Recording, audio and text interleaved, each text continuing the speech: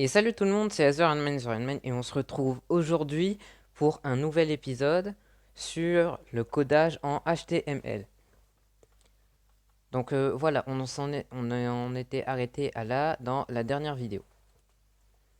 Euh, voilà. Donc aujourd'hui, on va voir comment créer les premières balises à mettre dans le corps et une balise de plus à mettre dans la tête. Donc c'est ce qu'on va aussi appeler l'entête du fichier pour ceux qui le veulent. Et voilà. Donc déjà, petit point sur la semaine dernière, on a créé notre fichier HTML en déclarant bien que c'était un fichier HTML. On a créé l'entête du site et aussi le corps. Mais il y a quelque chose que je ne vous ai pas dit. Après le corps, vous ne pouvez pas... Si, je crois, vous... Voilà.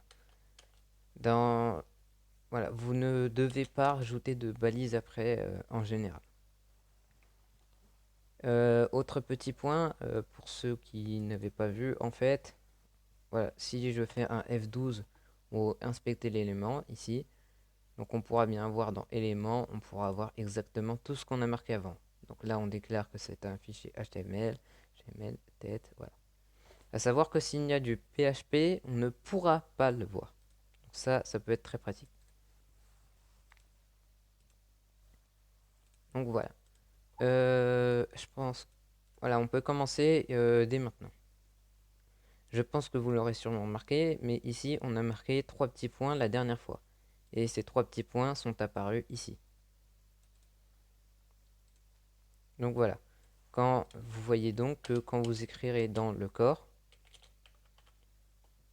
vous pourrez directement, voilà, je vais espacer un peu, vous pouvez directement écrire là-dedans. Donc moi par exemple, je vais par exemple marquer euh, bonjour. C'est très nul. Voilà, bonjour tout le monde. Donc voilà, je vais simplement mettre ça. Et là, vous voyez,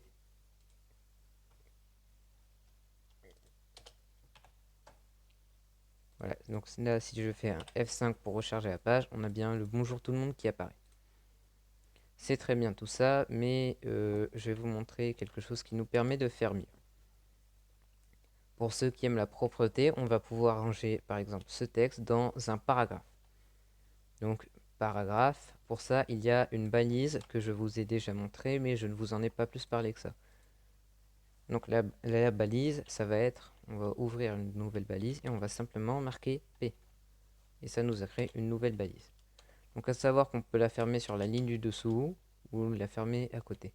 Mais c'est une balise qu'on est obligé de fermer en général. On pourrait ne pas la fermer, mais je vous conseille justement de la fermer. Et donc à l'intérieur, je vais pouvoir mettre mon texte de tout à l'heure. Donc si je reviens et que je recharge la page, on a bien bonjour tout le monde dans une balise paragraphe. Et donc si j'inspecte, on a bien dans body bonjour tout le monde avec un P. Voilà. Après, vous me direz que c'est bien beau tout ça, mais là on a que de l'écriture normale. Si on veut rajouter de l'écriture en plus gros, on peut en rajoutant des titres. Donc pour ça, on va créer une balise qui va s'appeler H. Voilà, sauf qu'il faudra obligatoirement mettre un titre dans cette balise. Donc, par exemple, H1. Donc si je marque euh, page d'accueil et que je fais 1 F5, on aura bien page d'accueil et bonjour tout le monde. Là, le titre est assez gros. Donc encore une fois, si je viens là, voilà, on a tout qui apparaît, normalement. Donc ça, c'est l'astuce pour faire des titres un peu plus gros, sans CSS. Et voilà, donc là, je vais rajouter un sous-titre, par exemple H2. Et je vais marquer, voilà, site par The Redman. Et si je reviens, je recharge, page d'accueil, site parser menu. Donc vous voyez qu'en fait, plus le nombre est grand, plus ça va être petit. Mais le maximum, ça va être 6. Donc vous voyez que c'est relativement petit. Oui, ici, j'ai pas fermé correctement. Donc, par exemple, je vais mettre en H3. Je vais venir et voilà. Donc, page d'accueil, site par Zorin. Moi, je vais enlever le sous-titre. Quoique. Non, je vais le mettre. Donc, je vais le mettre en H3. Et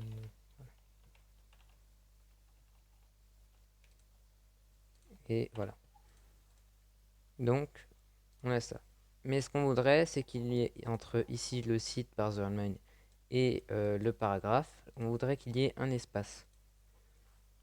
Par exemple, un saut de ligne. Ce serait pratique. Donc, ce qu'on pourrait faire, c'est qu'on pourrait créer en quelque sorte une balise qui nous permettrait de faire un saut de ligne. Donc, cette balise, elle s'appelle BR. Donc, c'est une balise qui se ferme directement. C'est un peu comme le doctype HTML. Et donc je viens là, j'actualise et on a un saut de ligne. Voilà.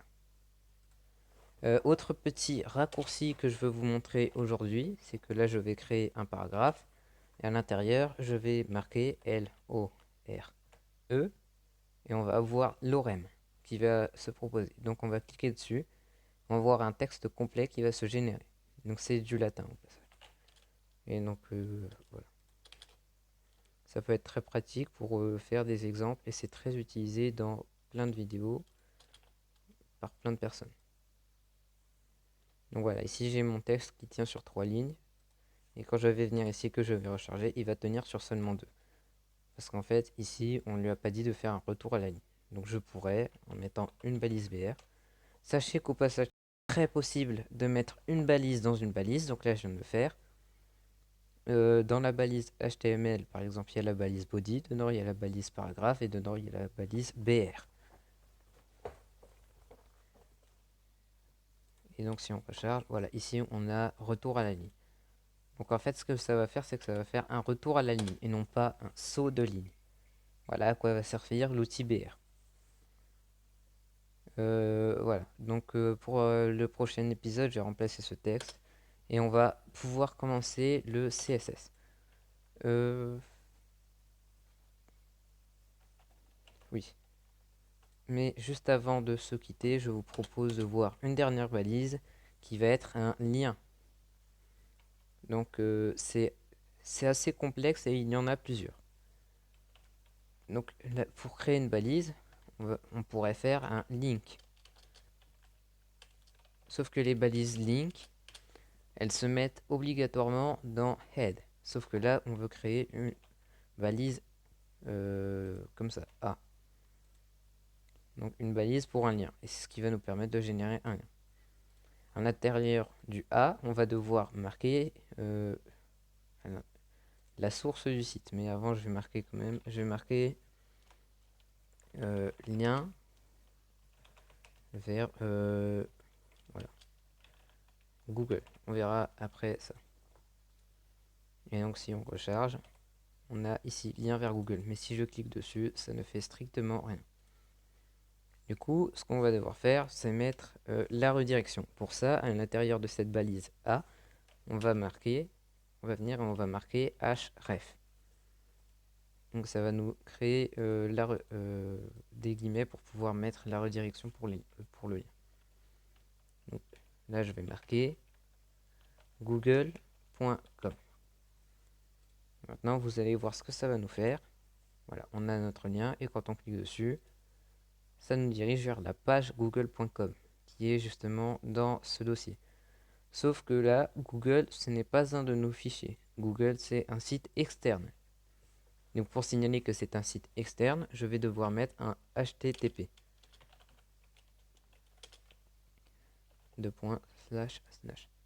Mais pour un site sécurisé, il faut mettre le S. Parce que ça vous permet juste de naviguer en sécurité.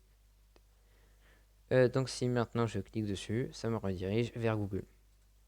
Et vous voyez qu'à chaque fois que je clique dessus, ça me ferme la page et ça ouvre directement Google dans cette page.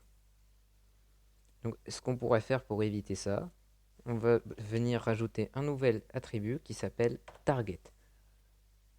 Donc il n'existe 4 possibilités à mettre dans le target, mais nous on va en voir qu'une.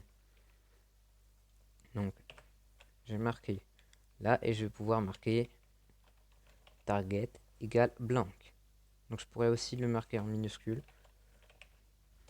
Et voilà. Sachez que dans les balises comme ça, où là j'ai marqué tout un texte dans le A, quand on ferme la balise, il ne faut pas justement marquer. Ici on va marquer en gros la balise, c'est à quoi ça va servir, et ici c'est la fin de la balise. À l'intérieur du début, on va marquer les attributs spécifiques. Donc là, comme par exemple ici, j'ai bien marqué l'attribut spécifique, c'est un document HTML. Donc si je viens et que je recharge ma page et que j'appuie le lien vers Google, vous voyez bien que ça m'a ouvert Google, mais dans une autre page.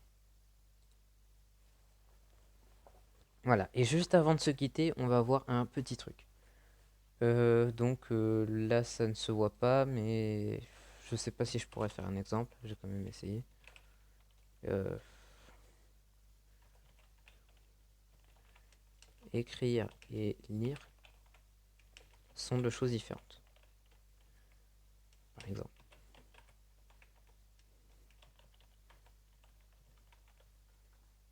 Et donc là, on va avoir... Non, on va l'avoir normalement. Il faut savoir que mon navigateur ni est à jour et que si vous avez un ancien navigateur ou un autre navigateur, par exemple, il vous ne n'ira pas des accents. Donc là, il m'a lu le et de écrire et le et de différente. Mais sinon, il serait possible qu'il ne me le lise pas. Pour ça, on va venir créer une nouvelle balise dans head, ici. On va pouvoir marquer une balise meta. Donc meta qui va définir certains attributs spécifiques. Donc là, je vais marquer meta et je vais mettre, c'est une balise qui se ferme pas comme ça. Par contre, ça, il ne faut pas mettre ça. Donc dans meta, vous allez pouvoir venir et marquer comme attribut char set. Donc pour définir la particularité de l'écriture.